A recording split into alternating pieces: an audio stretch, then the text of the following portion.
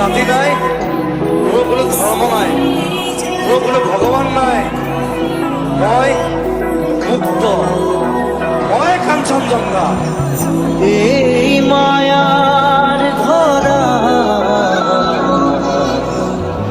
দুদিন মাত্র থাকিবা তুমি জীবন গড়ে গো নিবলে এককে পাবা তুমি দূর দূরণিত থাকিলেও তুমি পৃথক নকৰিবা জীৱনৰ পৰা